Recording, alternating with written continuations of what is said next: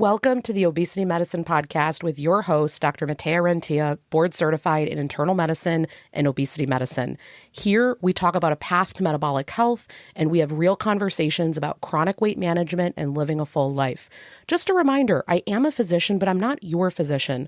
So everything that's on this podcast is for informational purposes, but please go talk to your doctor about what's right for you. There is no medical advice being given on this podcast. Welcome back to another episode of the podcast. I have a really exciting treat for you this week. I am releasing a little mini series, and it's not all me talking. One of the episodes will be, but the rest of them, there are 3 episodes that have been absolutely amazing that Novitsky, she is an obesity medicine board certified physician, but she has practiced for years now with helping people with their fitness and their nutrition and their mental, emotional health. She really packages it all together nicely, but she is extremely knowledgeable, takes a very holistic approach to this, has absolutely amazing advice that is so applicable for how to build muscle, how to maintain muscle. What are some protein goals? How can you even start resistance training?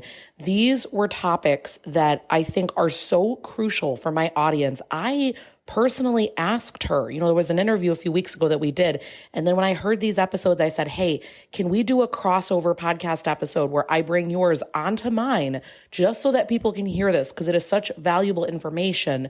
And I will leave below every single episode the link for her podcast. I strongly recommend that you go subscribe to her, go back and listen to previous episodes. I will tell you, her podcast episodes, some of them, all of them are amazing, but some are so great that I personally include these in the treatment plans for my patients. Often after my visits, I'll send a little summary, a little message to my patient, and there will be a certain podcast episode that I think they really need to hear. Different things resonate with different people. And she often is someone where I literally take the direct link to that episode and I'll say, hey, listen to this one.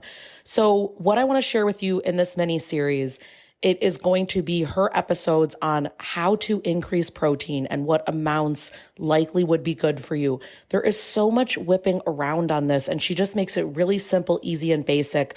Remember, these are always rough guidelines, but how to get more protein. She will walk you through what are some of the home scales that actually do body composition testing. Are they accurate? How can you use it? Such good information.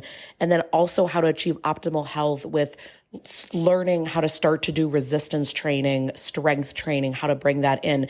These are things that I find routinely people do not understand any of these concepts enough. So I'm so happy to share those 3 episodes. And then the 4th one that you're going to get here, it's what your obesity medicine doctor wants you to know about GLP-1 agonists.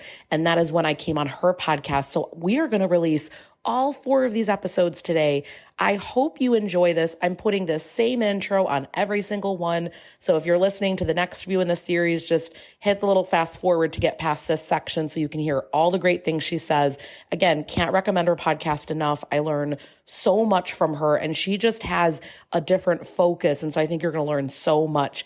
Let me know your thoughts if you're loving this podcast. I strongly want to recommend that you not only follow her, but also leave a review for mine so that we can make sure to get other great content out like this in the future.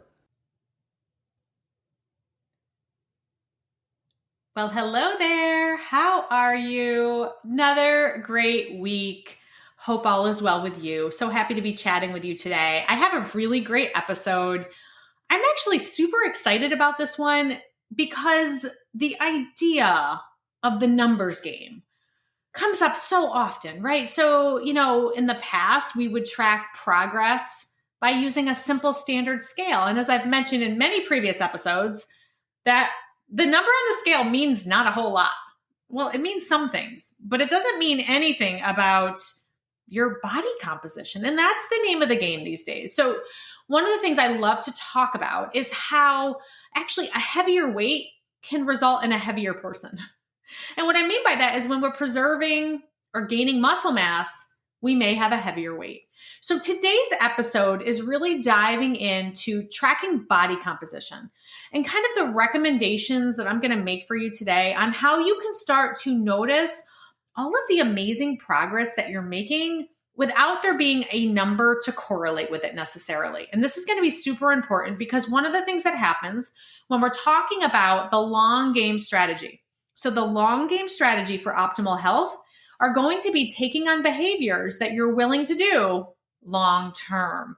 And I always say this, if you're not willing to continue something for 18 months, don't do it now, right? So if you can go for the rest of your time only eating fat and not eating any carbs or protein because keto is the way to go, then do it if you can do it for that long. If that's something that is not meant to be a long-term strategy for you, then you know what? It's probably not going to be very realistic. And I'm even talking about a question that comes up with medications for weight loss. A lot of times the question will come up, I started a medication to help with weight loss and it's really helping me. Will this be something that I have to continue forever? And I think the reality is that we have to kind of advise our people and say, listen, this might be something that you're doing forever, to be quite honest. Because if there's too many things that are just deranged, if you will, so if there's too many metabolic profiling situations, too many metabolic numbers that are off, or let's not even use numbers, but too many different metabolic parameters is what I'm looking for, then, the idea is that actually this might be a medication that's going to be healthier for you in the long run. So I really just want to put that out there first, that as you're starting to really build on your optimal health strategies, the different things that you're taking on, make sure that they're ones that you're willing to continue, because we're actually not setting ourselves up for much success if we're just looking for short-term fixes. Okay, so let's really go ahead and dive into everything body composition. All right, so I want to start off with a really cool personal story. So I was on vacation a month ago, and we were actually gone for about 2 months. And I was living my best life, and I was eating all my things, many of my things, and I was having a good old time. And it was okay because my goal wasn't anything more than to be in the moment with the memories. That was my goal. So if I wanted to be in the moment with a banana split, I was being in the moment with a banana split. And that was not a problem because my goal wasn't fat loss. My goal wasn't really anything other than to be in the moment, listen to my hunger, yes, observe for fullness, yes, allow my feelings, yes. Okay, in general though, there were no big rules. Okay, so going into it, I had already prepared that, and I love to talk about a 10-pound weight range, right? So I like to say to people, listen, 10 pounds up, 10 pounds down. Quite honestly, that sounds like a really big range to a lot of people. But if you're able to maintain kind of, I guess, if we were using weight as a parameter, that range, I think in general, then I think it's a very realistic range. However, today is more about tracking body composition. So this is where my story enters. So I don't use a traditional scale. I use a body composition scale. In fact, I use an in-body scan. Now there's other scales out there. What I have found, and again, I have no financial relationship with in-body. I have found that the in-body at-home scale is as accurate as the very expensive professional in-body model, which is as accurate as a DEXA scan in my own personal journey and experience. Okay. So went on vacation, lived my best life, came home, got on my body comp scale. So it gives you your weight first. And I was 5 pounds heavier. Okay. So imagine this. So if you were not focused on body composition and we were living in the old diet mentality that weight really mattered, what would you think? So based on the story, what would you pull from that story? Went on vacation for 2 months, lived my best life, didn't restrict, came home, gained 5 pounds. What would you think? You would have assumed that I gained 5 pounds of body fat, probably, or 3 pounds of body fat and some water, whatever. Okay. Of course, that's what I would have thought. However, I know better. What I knew and what I didn't tell you is that I maintained my strength training routine while I was on vacation. I was doing at least 3 days of strength training a week, 30 minutes. I was getting my steps in and I was eating in surplus. Okay. So that's the part I didn't tell you. Okay. So keep that in mind because what's the thing that I talk about all the time? To gain muscle mass, we have to move the muscle. To gain muscle mass, we have to eat protein and we have to eat calories in a surplus. So I was moving my muscles and I was eating protein and calories in a surplus. When I held the handles to do the body comp analysis, it revealed that I had gained 2 pounds of muscle. I had lost 1 pound of body fat, and the remaining weight that was showing up was water. Okay, so now let's backtrack for a second. I could have gotten on a scale after a very fun vacation and gained 5 pounds and been sad that I gained 5 pounds. Woe is me. Why did I eat all those banana splits? Oh my goodness. I should have really tried harder. This is horrible. I'm going downhill. Everything's going to spiral. Listen, I've been there, done that. Okay. However, what was the difference? I used a body composition scale. And because I was able to really analyze my body composition, turns out I have an improved body composition on vacation, living my best life, simply because I ate enough protein and calories and I continued my strength training. My body was so happy. It said, yes, please. I'll take 2 pounds of muscle. Yes, please. And so what happens when we gain muscle? I gained 2 pounds of muscle. A pound of muscle probably burns an additional 100 calories per day, we think. Okay, I gained 2. So if that were true, and I was gone for 2 months, essentially my increase in basal metabolic rate probably is the reason why I lost a pound of body fat.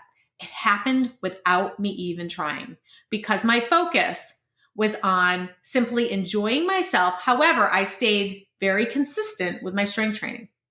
Do you see the difference here? We have to, and I mean we have to, stop using old ways to measure ourselves, okay, in order to really decide if we're making progress or not.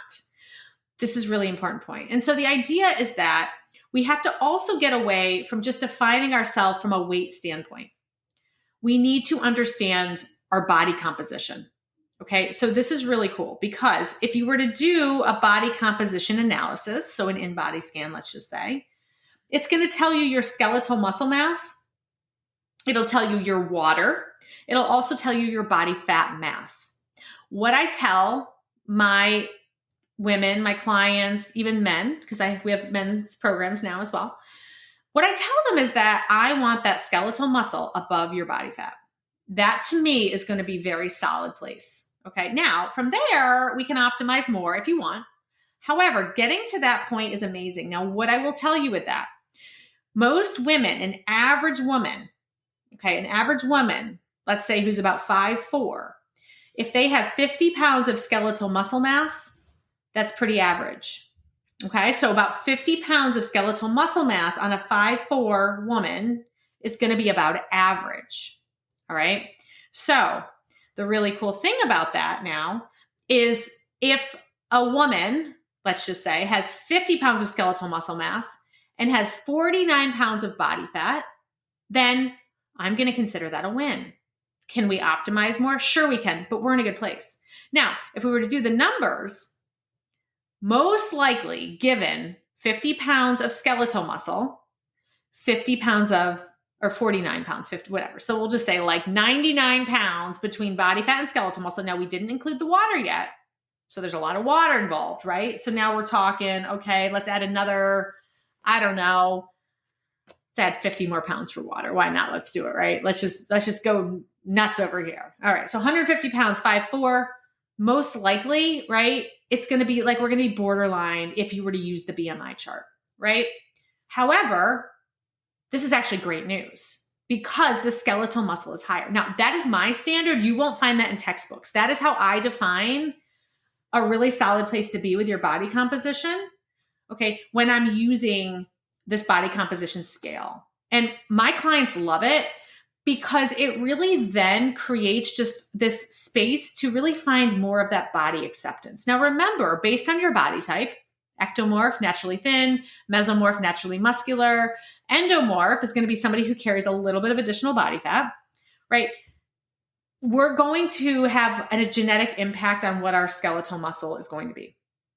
what I find is that my ectomorphs, they tend to have, low average muscle mass. So these are my ladies where I'm like, we got to make sure we're hitting the protein. Let's get you strength training. My naturally thin ladies. So these are the ones where everybody thinks, oh, well, they're naturally thin. They don't have to worry. These are my ones where I'm like, no, we need to get you moving some weight around because I need you to carry your groceries when you're 90.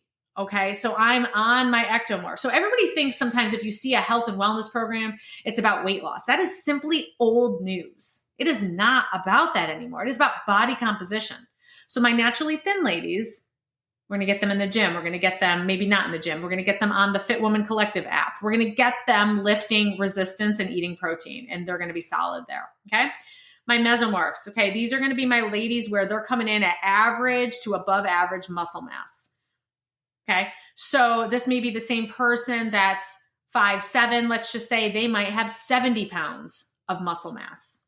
Okay. Because genetically speaking, if they're mesomorph and if they're putting the work in with the strength training, all right, they're going to be a higher muscle mass. And what I'll tell you then, think about it this way. If you have a woman who's 5'7" and she's got 70 pounds of muscle mass, and let's say we just give her the bare minimum of optimal body composition, let's add 49 pounds body fat. Okay. Think about this. 49. I'm thinking of our old example, 69 pounds body fat just to make it optimal. We're looking at 139 pounds and we haven't even included water yet. Okay. So on the BMI chart, it's not going to look in the normal range. However, body composition wise, I'm very happy with that. Okay. So realize this was my big issue because I'm 5'7" and I am mostly mesomorph. And when I am in a lean state, meaning, I've maintained most of my muscle mass, I'm looking at about 70 pounds of skeletal muscle. Okay. So figure it that way. My whole life, I was probably carrying even more than that because at one point I was about 50 pounds heavier. So I'm not really quite sure. I anticipate I probably had about 75 pounds is kind of what I'm thinking in terms of skeletal muscle mass. So think about it this way. I was carrying 75 pounds of just muscle. My body fat was, we'll double that just because it was probably even, let's just say at that point. Okay. So you do the math, 150 pounds right there. We haven't even included water yet. Do you see? So we have to start getting very clever with how we're really looking at our progress by the way of body composition. Okay. So if this is a lot right now and you're like, I don't really have a body composition scale, that seems like just another number I'm going to get obsessed with, which is true. So the one thing I do have to tell my people, I have to say, listen, I do not, and I repeat, do not want to see your body scan every week. In fact, I will not look at it. Monthly. It takes a long time to actually be able to make muscle. It takes a long time to be able to lose body fat. And if we're using the method of gaining muscle to increase our basal metabolic rate, it is going to take time for that to kick in. And so we naturally drop that body fat. It will work. Okay. That's a beautiful way to actually change your body composition, is to put your focus on the muscle gain, bump up that basal metabolic rate, and watch that body fat drop. It's going to be slower, but what a beautiful way to do that. Okay. So if you're thinking, this seems like a whole lot, tell me how else. What else can I do? All right. Let me get away from any kind of measurement scale numbers. Let's go into how do you feel? So many times I have individuals, women most often, who will say, I don't know. I just felt so good at 160. I just felt so good there. And I'm like 190 right now, and 160 is where I want to be. And then if we dig deeper and we're like, well, why? They can't really tell me. And so maybe it's a number that at one point they felt really good at and they remembered that, and then that's why it's the number. Or maybe they saw it in the media somewhere and then that became the number. Who knows? I will also tell you this. You will know when you have hit your authentically healthy weight. I can talk all day long about body composition and I can help you shift that. At the end of the day, when I'm telling you that there's numbers that don't matter, then it actually becomes your responsibility to decide, number one, what do those numbers mean to you? And number two, what is your number? I mean, you can have a number. I'm not going to sit here and say, don't ever look at a number, but I'd like to offer this. Instead of you picking a number that you think you should weigh and do everything you possibly can to weigh that number, I would offer the opposite. What if you essentially decided to feel the most amazingness that you've ever felt in your whole entire life? And you did this by investing in yourself, your mental, emotional, your physical health, your nutrition, your exercise, all of those things, your energy protection. You did all of that. And then you waited. And then whatever number that was might be your number. Okay. So what if we could feel more amazing than we ever have in our entire life? And we waited, and then we saw what the number was, and then maybe that's really our number. Because this can also happen with fat loss. So you could have somebody who loses, this happens all the time actually in my program. I'll have women who come in and they'll tell me a goal, which is fine. It's fine to have a goal. And they'll hit that goal. So let's say they come in at 225 pounds and they tell me that their goal is 180. They want to weigh 180 pounds. And I say, well, why? And they say, because when I weighed 180 pounds, I just felt like me. I just felt authentically me. Fine. That's actually good enough for me. I'm okay with that. If you can say to me, like, authentically, I can't explain it. I just know that I feel good there. That actually is pretty intuitive. And I think we can trust ourselves on that to a degree. I think that obviously if somebody's coming in and I'm looking and saying, this is just not realistic, I'm going to acknowledge that. But if I think it's pretty realistic, I'm going to kind of go with it. Okay. Let's say they get to 180 and let's say that they keep losing weight and they get to 170, they get to 160, 150.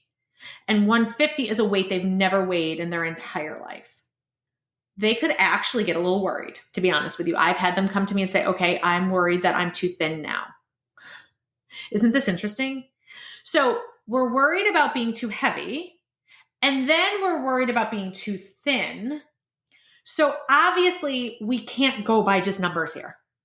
We have to start diving into how the heck do we feel? How the heck do you feel at 180? She felt pretty good at 180. How'd she feel at 160? Pretty good. How'd she feel at 170? Better than 180, not as good as 160. Okay, great. Let's keep going. What about 150? I've never felt this good in my life. However, because the number played with her head, she was thinking that something was wrong and she was getting too thin now. And so it created all this additional anxiety. And when in reality, we said, let's look at the numbers. Your muscle mass loss is minimal. This is all body fat. You just lost body fat. It's okay. You're good. How does that feel? And they look at the number and they say, well, when I take the number out of it, I feel better than I have in my whole entire life. And they say, I'm just going to keep doing what I'm doing, and where I end up, and again, we're making sure that they're adequately feeding themselves, but where they end up is their place. So I want to keep that in mind on both ends of things. So instead of saying, oh, this is too light, this is too heavy, we look at body composition if we have access to a scale, a body comp scale. If not, we just go with, how are you feeling? Now, if somebody tells me I don't have much energy, when I stand up, I want to faint, right? I feel weak. I can't do a push-up still. And I've been strength training for so long, but I'm just too weak to push my body up. Yeah, then like that's not probably going to be optimal, and we need to investigate what's going on. That's when we deep dive into the nutrition. That's when we look again to make sure that we didn't lose too much muscle mass. Okay, so going with how you feel is going to be way more important than any number ever will be. Super important to keep in mind, because I'm going to move into another measurement where we actually do use numbers again. Okay, so but I do want you to really focus on that. So here's another thing that can come up. So one of the things that can happen is if you are following body comps and you are seeing muscle loss and it does seem to be real, then a lot of times you're going to have to readjust your nutrition. Okay, because what happened, for example, when I was recording a lot of the workouts for Fit Woman Collective, also Transform, I noticed I was getting leaner. Because I was doing a lot of recordings and my activity was up. Okay, now I always say that exercise is not a way to lose weight or lose body fat. And I wasn't trying to lose body fat. However, I was doing multiple workouts a day to get them up and running because this was a brand new program. Okay, so what I noticed is my energy expenditure was definitely exceeding what I was eating. And so I did notice like kind of a quick little muscle down a little bit, no problem, got right back on it, started eating additional. So it wasn't a problem because I had already gained an additional 2 pounds of muscle. So it just brought me back to where I normally was. And then I was able to then regain the 2 pounds of muscle quickly. So I wonder if some of it was probably just water. But the important point there is that because I knew my energy expenditure was up and I knew I was still eating the same post-vacation eating, so I wasn't living like, with banana splits every night, I was eating my normal. And so I think the decrease created that. So again, remember with muscle gain, it's a surplus in strength training. With fat loss, it's a, maintenance level of protein with strength training. But then when you're losing some muscle, then typically the nutrition is not going to be where it needs to be. And so that's okay because we have numbers and we can readjust, and this is life, and that's fine. Okay. So let's move into, I don't have a body scanner. I don't have access to a professional one. I don't desire to use just a simple plain scale anymore because I do agree that it's not the most accurate. So what do we do with that? Well, there's a couple different things. The first thing, well, actually I have one more to mention. So I have women in my group who get mammograms and they come back and they're like, well, the radiologist noted that I've lost so much body fat. And it's so funny. It's like my way. I'm like, so at your mammogram, can you have them comment on your body fat? It's really interesting, but it's true. I have that happen all the time. Or their pec muscles will get thicker. It's really, really interesting. Okay. So super cool there. Let's move into standard measurements. Tape measure. Okay. So tape measure, can we use it? Is it effective? What do you think about that? I think it's effective, but I will tell you this. If you are an individual who stores most of your body fat in your midsection, then that might be the last area where you lose inches. Okay. So I'm going to tell you my stepwise approach with how you can use measurements to determine if you're changing your body composition. And I'm going to kind of tell you the order that I like to do them. So I always start with waist circumference. Okay. For men, we want it for cardiovascular risk. We want men to be below 35 inches. This is ethnicity dependent as well. Okay. So I'm just going with kind of standard in general, but for example, there's certain populations where we allow a little bit bigger or we want a little bit smaller. But in general, for men, about 35 inches or less is going to reduce cardiovascular risk. For women, it's 32 inches or less. Now, remember, if you store in your midsection and that is your primary area, that is going to be one of the last places to really see a reduction in inches. Okay. Can't control it. It's the way it is. It's genetic.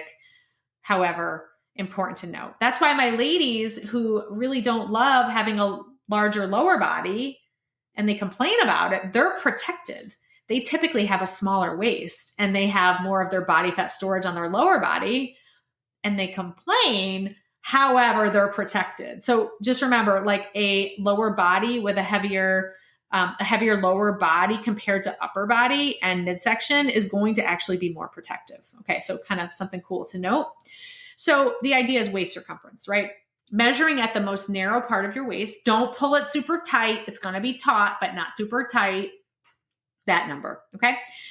Next measurement that I'm going to recommend. Okay. So the next measurement is going to be your hip circumference. Okay. So you measure at the fullest area. All right. So you're going to go hip, like where those hips become the fullest, around that bum, measure right there. Okay. Taut, not pulling so tight. There's your measurement. And then from there, it's a toss up. I usually go legs next. So, and you don't have to do it this way. This is just kind of the process by which I like to talk about it. So legs. Okay. So thigh, midway between your knee and your hip. Okay. Measure around that area. Now here's the deal. If you're gaining muscle mass in that area, what you will see happen. So if your thighs get bigger and you are noticing that your body composition is changing just by the way you feel, how your clothes fit, your waist circumference typically is decreasing at that time. So you might see an increase in thighs and a decrease in waist, but I go to thigh circumference and then I go to unflexed upper arm. So it's your biceps area, unflexed. Check that area out. You can also do a chest measurement. I do find this gets to be a little bit tricky just because just as women, we carry mass in our chest a little bit differently, but you could do a chest measurement, but I keep that one kind of last. So again, I go waist, hips, thigh, arm. You could do chest. And then the other one you could do is calves if you want to do them all. But the four that I care about are the waist, hips, thigh, arm. So that would be a great way for you to kind of follow your progress. If you're losing inches, it's going to be body fat. It's rare that anybody is going to be losing inches of muscle. Now, you could be storing water in those areas. Okay. So if you have water loss, you may see inches reduce. Okay. So typically, though, what I will say is that if you're seeing a slow reduction in the circumference of those measurements, it's most likely body fat. So I think that that's a really good way to kind of do some measurements. So you might see that you're down 3 inches in your waist, down 2 inches in your thighs, down 2 inches in your hips, down 2 inches in your arms, one on each side, and your weight might be the same. That's exactly what I'm saying. It's because you're gaining muscle and you're losing body fat at probably the same rate. So if that's happening, you're more likely to be a mesomorph body type. So a mesomorph, naturally muscular body type, is the type that can lose fat and can gain muscle actually around the same time. Ectomorphs will have a very hard time doing it. Endomorphs are going to be more variable. Okay. When we talk about kind of the gold standard of body composition analysis, we're talking DEXA scan. That means you have to go to a site, you got to get dunked in water, and you're going to figure it all out. And then what I'll say, and I said it in the very beginning, is that, I don't even use that anymore because I think that the models of the in-body are so accurate. And so I'm totally happy with those. Okay, next measurement, the one I want to finish out with here because I think it's super easy. Your clothes. How do your clothes fit? Okay, so if your clothes are feeling better, you might not even be able to say, oh, they feel looser. If you feel good in your clothes, your body composition is changing. Trust me. Now, I will have ladies sometimes where their arm holes, their arm areas get a little tight from their biceps. Okay. Yes, we do gain muscle. We do. I'm telling you, the way that I program is so that you are going to be more likely to gain muscle. The women where the bicep thing is happening, they've been training with me for about 3 years. Okay. And they're usually a mesomorph body type. That's when I'm seeing it. Or an ectomorph body type who's been very, very consistent, eating lots and lots of surplus and training. They're so used to their arms being a lot naturally thin that any amount of mass on their arms just makes their clothes a lot tighter. So they tend to notice it.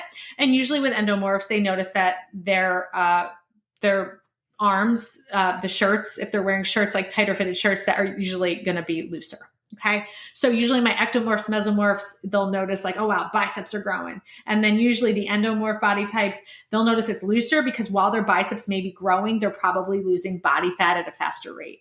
And so it kind of works out that way for them. But how your clothes fit, how you feel in your clothes. What I'd say is this, right? There's a billion ways we can talk about measurements, body composition. Actually, I need to also mention pictures. So if you're willing to have somebody take pictures of you, front, side, back, you can be your own judge of it. A lot of times with subtle differences, you won't be able to see your own. So you'll have to look. You'll have to have somebody else look if they're skilled at looking. For years, I used to read photos. With the addition of our in-body, I don't read photos all that often just because the in-body is so good that I can look and tell, but it's not going to be as accurate as one of the in-body scans. But pictures are really, really useful. Front, side, back. Have somebody take them of you and do little comparisons, and you're really going to start to see big, huge changes. And I think it can be really powerful for someone who doesn't necessarily see huge changes with numbers, but they might really see huge changes with the actual photos. All right, my friends, I could talk all day long to you. This is super awesome. Again, find a way that works for you and trust yourself. If you think things are going in the right direction, they are. Just trust yourself here.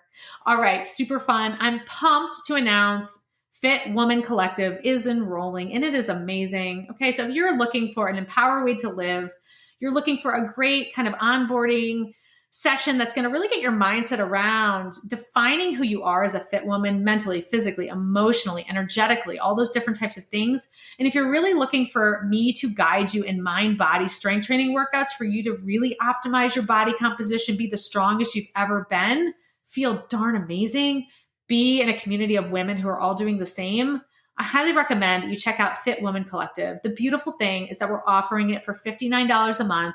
You can cancel at any time. And we would just love to invite you into this amazing community where we're really just all about building ourselves up mentally, emotionally, physically, energetically. I think it'd be a great fit. All right, check us out. We're going to link the link in our comments. Actually, we're going to link the link in our show notes. All right, my friends, until next time, and we'll talk to you soon.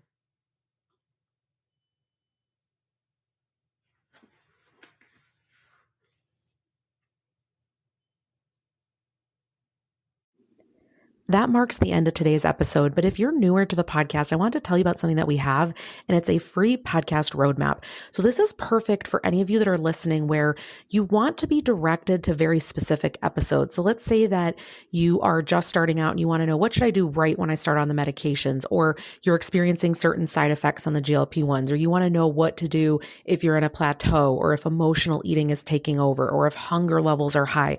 So we have many different categories of episodes that we've talked about, because there's a lot at this point. So if you want to be able to navigate that very easily, we have it broken down by category, and also the episodes that are there, and we hyperlink to everything. So you can just click on it and find the episode, easy peasy. If you want that, you can go to rentiaclinic.com/podcast roadmap. We'll have it linked right here underneath the show notes where you're listening. And you can go ahead and get that free resource so that it makes it easy for you to navigate, because I know that it's really hard when someone has an established podcast. I am such a podcast fiend, listening to podcasts all day long. And when I find one that I love, but there's a lot that are out there, I am so lost. So I hope that you enjoy this free podcast roadmap. Again, the link to get to that is going to be rentiaclinic.com/podcast roadmap. I hope this is helpful, and let me know if you have any questions.